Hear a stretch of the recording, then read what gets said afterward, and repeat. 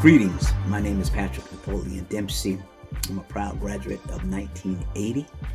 I majored in political science. Currently, I'm a retired military officer, and I'm also a retired financial advisor. My journey to South Carolina State College is a little different than most. After graduating from high school in '73, I decided to go to the Army for a few years. So I actually went to Germany, spent a couple years in Germany. So fast forward to 1976, I came on South Carolina State College as a freshman. Even though I was 21 years old, I was just as excited as all the other freshmen, of course. My first time actually being on a college campus. I'm very proud to say that I'm a first-time generational graduate of a college in my family, so I'm proud of that. So my experiences when I first got there, the first thing I noticed was, of course, all the camaraderie and how friendly everybody was toward each other. But I also noticed the one-on-one band, the marching one-on-one band. I used to go down and at the practice field and watch them practice. And then afterwards, I'll follow them up to Duke's gym because they would come up, the drum line especially would come up in front of Duke's gym and actually perform. So I love the drum sets, snare drum and so forth. So that was a great experience for me. College started, school started. I had to get used to being in a classroom all over again because it had been years since I've been in the classroom. But one thing I noticed, and one professor that actually stood out was Dr. Oliwi. Dr. Oliwi at the time was the director of the political science department.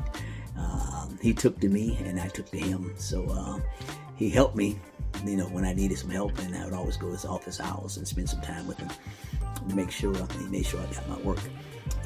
The ironic thing, even to this day, actually Dr. Oliwi teaches, he's a professor in Africa, and we're in contact with him from time to time. We'll email each other, and that's a pleasant thing. That's a great experience I had.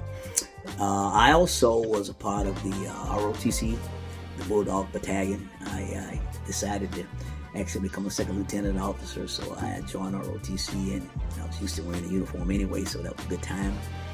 I also became a member of the Veterans Club, and by being a member, I got to know some veterans, other veterans in the Navy, Army, Air Force, and so forth.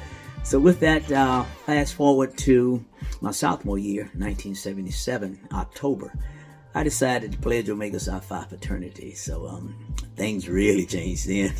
So with that, after our 8 to 12 week pledge period, of course, I went over and hang with my line brothers and also all the fraternity brothers on the yard. At that particular time, it was 44 of us at that time. And I also hung out with other folks, people in different departments, and especially in my political science department. I got to know many people. So with that, I did that, and we enjoyed going to football games and and all the other things that you do during the activities. We also used to throw parties out at the farm. The farm was a little small place out in the middle of the woods, basically, I guess. It was out there by the old fairground, I'm told, Orangeburg Fairground. And it was one building with no AC, just like Club Dukes. I remember how hot it was in there, but we had some great times. So with that said, the summer of 1980, I graduated from college, and my first duty assignment in the military as a second lieutenant was Fort Hood, Texas. I went to Fort Hood, Texas. When I got there, I realized it was almost like being on campus. There were so many alumni there, and I actually connected with the association and the folks that were in it, and also connected with my fraternity brothers. So with that said, they really helped me with the mentorship, and the learning curve was definitely shortened simply because I had people to look out for me. And we had people out there from as far as from the ranks of second lieutenant all the way up to lieutenant colonels. So Colonel Nail was a guy I remember, especially he's from Orangeburg. He was the aviator. He actually helped me out to to make sure that I navigated the system, the military system. So while I was in the military, I served in several different capacities. One being a commander, company command level, several staff levels. Then I went to Korea 6 years later in 1986, and here's an interesting little short tidbit. Dr. General Henry, he was a 2-star general. He was the commander of the 2nd ID division over there, and of course he retired many years later as a 3-star general. But with that said, I got a chance to meet him, and actually it's kind of interesting. The first thing he said to me, come see him, when he found out I was a South Carolina State Bulldog. And then after I told him I was a member of the Zionside chapter, which he had also played at South Carolina State. I definitely went to see him, and he basically saved my career, to be honest with you. But with that, I came back and I did several assignments at Fort Hood.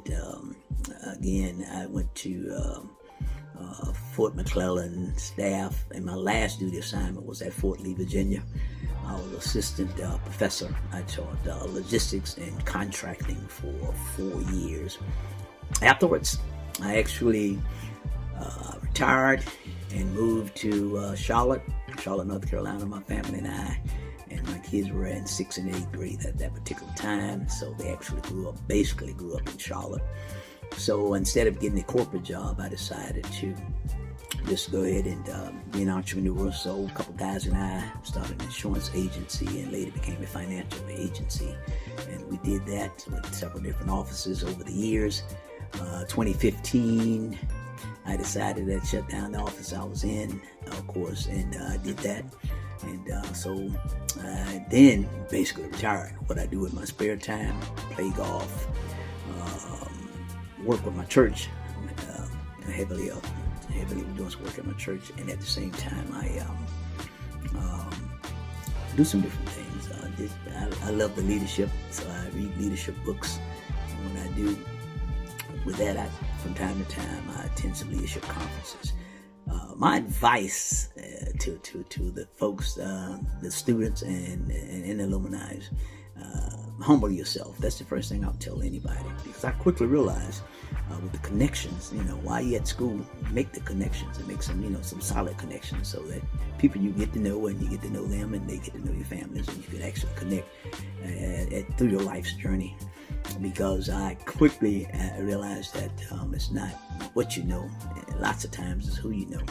So with that carried me through the integrity and also what the school taught me.